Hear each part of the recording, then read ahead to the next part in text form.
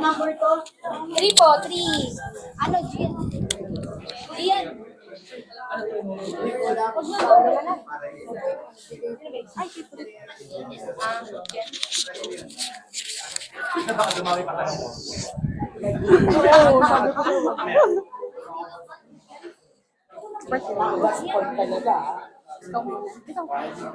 Okay. Good morning to our respected teachers. We are now here to present the whole terminal of Batangas Port. Iko, would you like to say something? Why are we wearing like this? So for today, as we present this miniature of Batangas Port, we are not the student. We are one of the port operator. Yes. ATI Actually, stands for yes. Asian Terminal Incorporated. Yes. Actually, Iko mentioned that we are one of ATI operator now because Port of Batangas is under concession with PPA, and it is a public and private partnership. And then PPA owns the whole area. It is composed of 40 hectares. And then ATI is the one who develops and manages the port. They are the one who provide the manpower, the facilities, the equipments, and all the equipments that are necessary for the operation. And then the capabilities of this Batangas port is they have 4 capabilities. Number 1 is handling non-containerized cargo.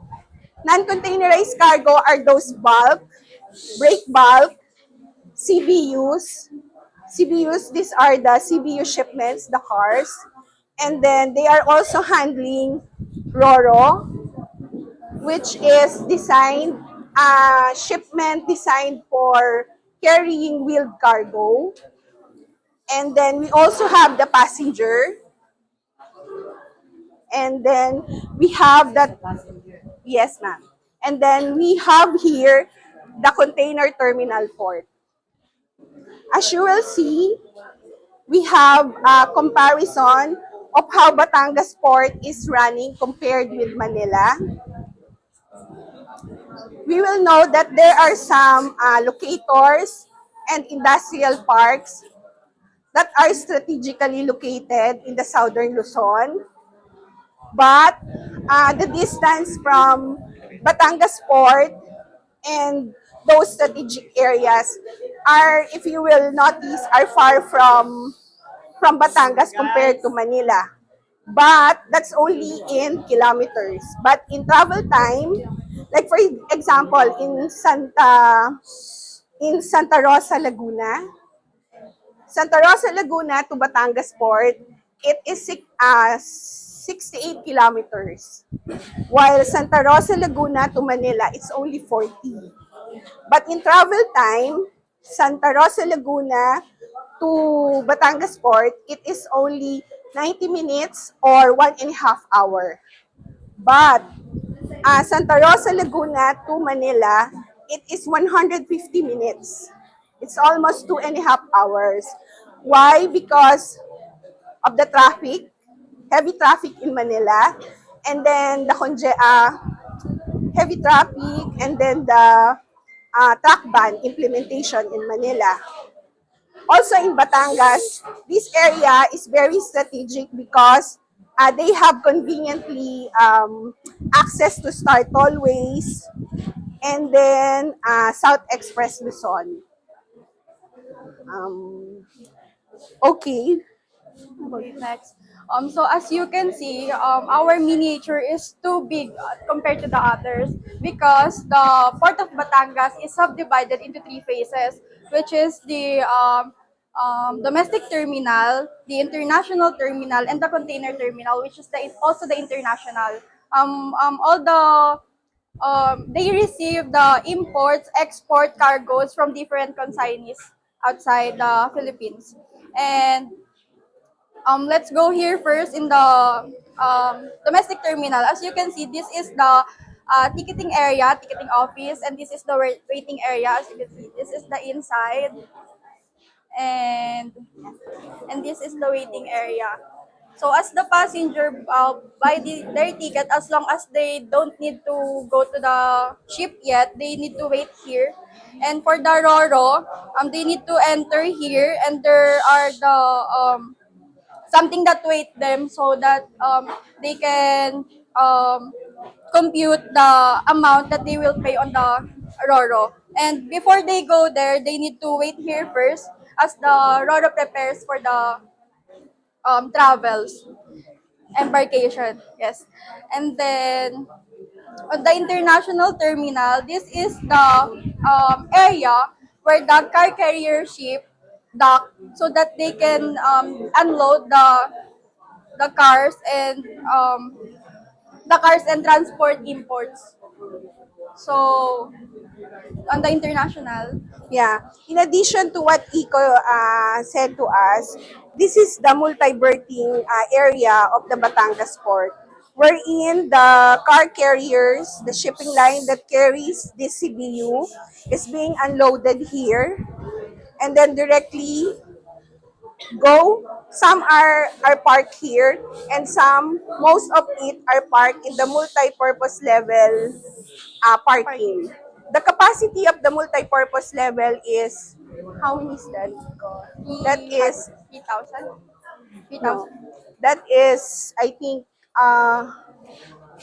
18,000 18,000 car carriers. They can carry units. it all simultaneously in this. That is why Port of Batangas was called the number one port handling car carriers.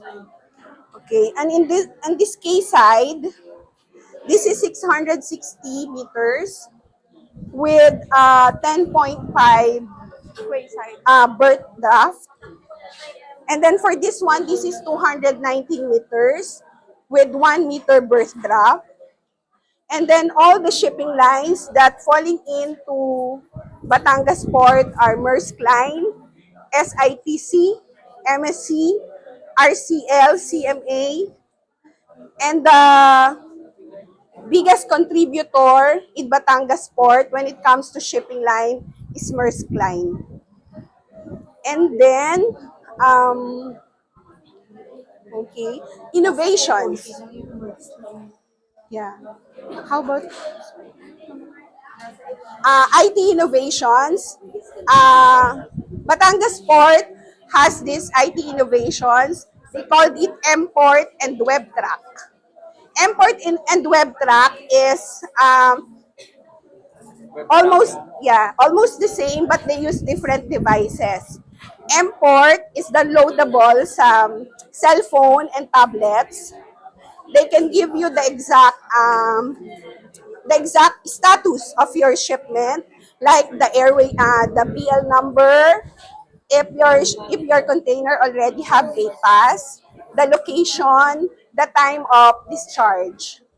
WebTrack has the same function with Mport, but you need to have an account before you can log into WebTrack. Another IT innovation of Batangas is here, the AGS, Autogate system. the AutoGate system. Once you enter the Batangas port, there is an AutoGate system which minimize or remove the manual intervention of the drivers inside the port because they are just going to scan the QR code and their IDs. And they will input all the details that they need. And in that area, they will already get the location they needed from that area going to this terminal area. Then, madalas siguro mag-proceed ng question. Yes.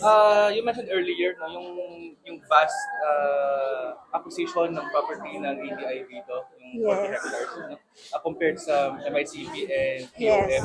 POM. So there's a huge potential sa Port of Batangas. In Yes. Port of Batangas, port operations, no, how do you address potential port congestion? Kasi there's a huge potential kasi sa Port of Batangas. The reason why stakeholders would opt to avail services of Yes. ATI in Port of Batangas is because may huge potential nga siya. Yes, sir. Kita niyo naman sa ano ninyo. So how do you address the increasing potential of Port of Batangas to avoid any port congestion? Yes, actually, Port of Batangas, sir, is only catering the southern area of locators and industrial park. So they have an option to only use for the north locators and industrial park. They can still use the MIP. But those who are located in the area of Santa Rosa and other southern Luzon, they can maximize this area. And also because of these innovations, because port congestion happened way back 2014, it is all because of the I think miscommunication of all the trucks inside the port. Who has the option to choose a port of destination? Is it the port operator or the importer, or the as to the agreement of the The, importer or exporter? the importer, sir. The importer. Yes. So The importer has an option into it. So if ever the importer and the forwarder or the shipping line will actually offer Batangas Port, they have this option to offer the area of Southern Luzon for those located in South and MIP, of course, to reduce the volume in MIP last also. question, last question. You divided yung Yes, sir. international goods and over domestic goods. No? What's the difference of the supervision of customs between international cargo and domestic cargo? By the way, this is Roro, no? Roll in, Yes. roll out. Kaya siya Roro, roll in, roll out. So what is the difference between customs supervision? Okay. On this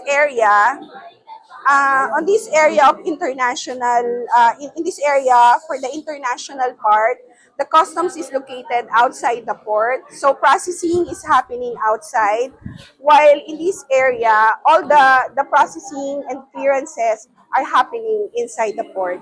The question, ganito na lang. Goods over international port.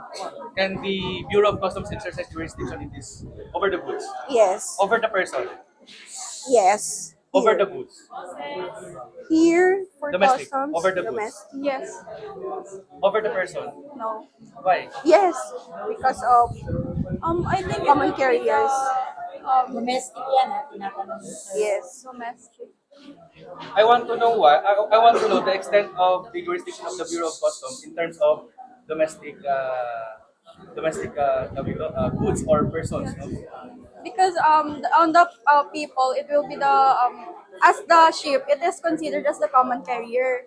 So the jurisdiction of the bureau is not applicable on this side because the common carrier has different rules and regulations, such as Still the still has the obligation here because of the common carriers. Common carriers is applicable to all servicing entities and Okay, units. final answer. Over the vessel, may jurisdiction ng Bureau of Customs wala. Over the vessel. Over the vessel, over the goods, over the persons. Over the vessel, may jurisdiction ng customs wala. Okay. Yes. Over the goods, Yes. over the person. Um, for common carriers. Kasi ito wala problema. Automatic yan. Over the person. No customs Can there be intervention. payment of duties and taxes no here? sir. No, Why? no.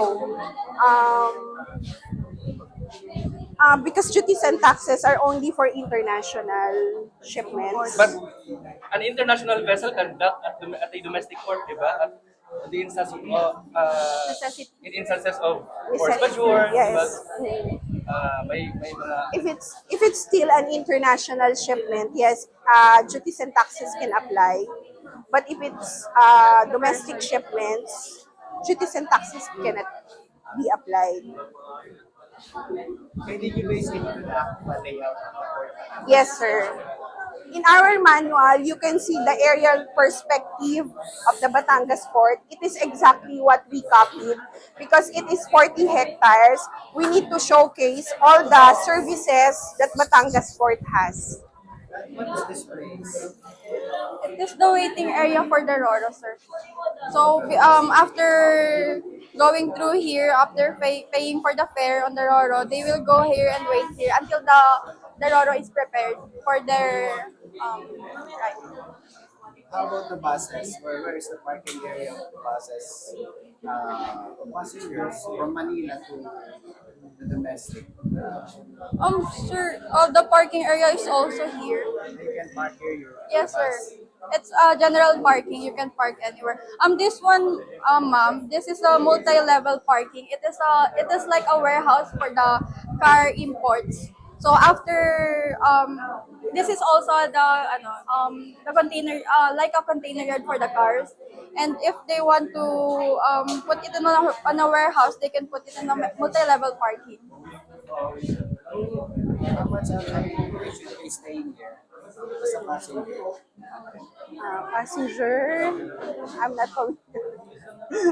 I'm not familiar with the This fares. is the Wait. waiting area of a passenger. Yan, sir. This is the I where. think, sir, they don't need to I pay think for Iko the will waiting discuss area about because they already paid the fare for the. It's Walang it's terminal fee. Yes. Kayo naman. Wala There's a nang terminal fee. Tama kami. Terminal. Hindi ka na mo rate per head. Oh, sa, Terminal fee, Sa sir. in all the airports, may terminal fee. Ha? Yes. Remember, I whether think, it's sir, for the domestic- Roro, they charge 3,000, For the passenger. 3,600 inclusive of the driver. For the passenger, I don't know, sir. Yeah. So where is, The warehouse. in particular, your BOC office? May minus naman yan. Ha? You're a passenger. BOC office. Where is your BOC office? Isn't it that Sa guardhouse. for international ports there is Actually, ma'am, BOC jurisdiction? this is only the three phases of the Batangas port. There is another part which is the offices on this side, which we didn't create Nakalusot na. because we didn't create because it's becoming too big. May satellite. So walang satellite office man lang pagbabayaran? Saan magbabayad ng This one, sir, for the payment, because in Port of Batangas, payment for arrastre and storage are still manual. So in this area, the drivers can pay the duties at the arrastre and warpage, including the storage here. Because Pero it's not yet. ang release ng Batangas, online gumagamit sila ng OLRS, hindi. Online release system. Yes, sir. Yes, sir. Sure. OLRS. Hi, sir. No, sir. Kasi Yes. They use. BOC notifies the consignee. Yes, that's BOC. Who is the collector of customs? At the Port of Batangas. District collector. Sir Chris Mar. So, for the last part, we would just like to perform the process on the whole port, on the arrival of the vessel. So the vessel will arrive here and wait for the preparation, and it will dock first and wait for the preparation for the crane to get the cargo. So the cargo will be, for example, here. It will be get by this crane. So this crane is it's like a claw machine. It will clamp the container.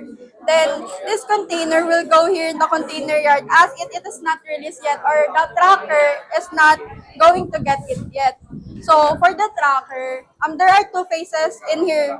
I mean, there are two phases in here. So it's either the stripping in the warehouse, yes, warehouse, CBW warehouse, or in the container yard. If the tracker will get the whole container. So at first, this is the empty truck. So the broker will nominate the tracker. So I want to know the clear weight of the container. How will I know? know the weight. The clear weight. Batangas Port has weight bridge. What they call weight bridge. Actually, it was not included here. But the tare weight of the container is usually 2,500 to 2,800. The tare weight. Alam mo ba, maraming naliligo sa Batangas, sir. Blue na blue yung tubig yun. Hindi ba tanggal niya? Batangas daw eh.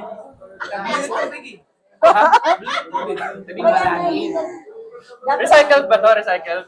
Yes. Uy. Ano to? Cotton. This is made of Hindi cotton. mo. Cover ng module yun eh. Cotton to, sir. And this one, carton. Hindi ito recycle. Skincare na to. Sir, may ano, skin ba yan? Wala nang bata sa kanila. Okay na. Since you have this one, diba? Tsaka in fairness, ha? Carrier Nagdepend. transporting people, diba? So, Yes, kaya mas sir. transparency pa mo walang more this company to the government paying taxes. Nagamit na yan. Kasi, For ano, sir, for the passenger. Okay. I think the terminal is I'm not familiar with how much they pay, but the terminal is as per my research last night, it is 100 it's 650 pesos for the per person payment they are giving. actually, to go has a strategy, yung transparency wala. Why? Kasi ang strategy nila, they sell sa mga passenger. Ano lang, to go, each passenger dapat makakuha ng 300. Imagine nila is na receipt. Okay. Sir, nakasakay ka sa to go? Oh, many times kasi na reason. Alas 2 pa na lang. Nag-overtime. Capacity of the vessel. Sir, This vessel. Total gross capacity. actually, it depends on the shipping line. Some shipping line can carry 2,000 TEUs. Like Maersk, they have this capacity of 2,000 TEUs. And some small vessels, they can only handle 800 TEUs. In fairness, ha? May depende. Dito may 40. At least dito may distinction. Hindi na lang to scale. Wala tayong scale na ganyan. Okay. Ayan na. Tama na. Sige na nga. So for our next port of entry, Thank you, sir.